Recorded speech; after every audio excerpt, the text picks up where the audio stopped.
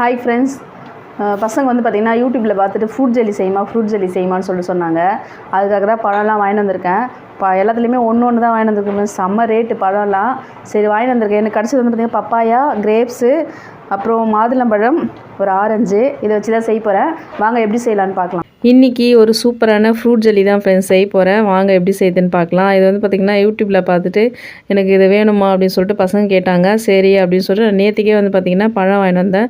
பழம்லாம் வந்து பார்த்திங்கன்னா செம்ம ரேட்டு ஃப்ரெண்ட்ஸ். ஒரு பழமும் என்ன ரேட்டு விற்கிது. சரி நம்மளுக்கு தேவையான பழத்தில் ஒன்று மட்டும் வாங்கிட்டு வந்துட்டேன். மாதுளம்பழம், திராட்சை, அதுக்கப்புறம் வந்து பப்பாயா, அப்புறம் ஆரஞ்சு.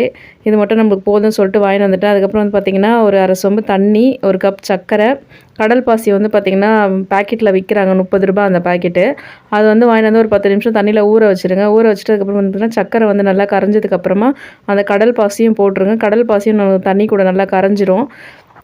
அதுக்குள்ளே வந்து பார்த்திங்கன்னா நம்ம பழத்தெல்லாம் வந்து நமக்கு தேவைக்கேற்ற சைஸ் வந்து குட்டி குட்டியாக கட் பண்ணி வச்சுக்கோங்க. கட் பண்ணி வச்சு நம்ம எந்த பாக்ஸில் வைக்க போகிறோமோ, பாக்ஸு இல்லை ஏதாச்சும் கிண்ணம் அந்த மாதிரி நம்ம எதில் வைக்க போகிறோமோ அதில் வந்து பார்த்திங்கன்னா ஃபஸ்ட்டு லேயராக பழத்தை வச்சுக்கோங்க. நம்ம டிசைனுக்கு ஏற்ற மாதிரி வச்சுருங்க. டெக்கரேஷன் பண்ணிக்கோங்க. நான் வந்து பார்த்திங்கன்னா என்கிட்ட இந்த பாக்ஸ் இருந்தது, அதை வச்சுட்டேன். ஃபஸ்ட்டு வந்து பார்த்திங்கன்னா ஒரு லேயர் பழம் ஃபுல்லாக வச்சுட்டு அதுக்கப்புறம் அந்த கடல் பாசி வந்து பார்த்திங்கன்னா நல்லா காசி ஆற வச்சுருங்க ஃப்ரெண்ட்ஸ். சூடாக ஊற்றாதீங்க. ஆற வச்சதுக்கப்புறமா அதை எடுத்து வந்து பார்த்திங்கன்னா ஃபஸ்ட்டு ஒரு லேயர் மேலே ஊற்றிடுங்க. மறுபடியும் அதை ஊற்றிட்டு மறுபடியும் நம்ம பழத்தை வந்து அது மேலே வச்சுட்டு மறுபடியும் அது ஃபுல்லாகவே ஊற்றி நல்லா சமப்படுத்தி வச்சுருங்க. இது வந்து பார்த்திங்கன்னா ஃப்ரீசரில் வச்சுருங்க ஒரு 2 மணி நேரம்.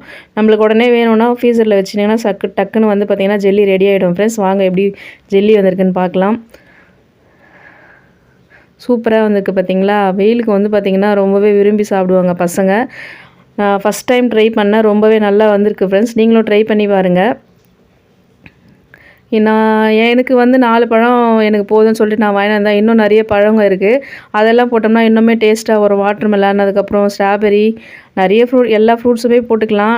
எனக்கு இது போதும்னு சொல்லிட்டு இது மட்டும் வாங்கிட்டேன். அதெல்லாம் போட்டால் இன்னும் டேஸ்ட்டாகவே கிடைக்கும். எனக்கு இதுவே நல்லா இருந்துச்சு.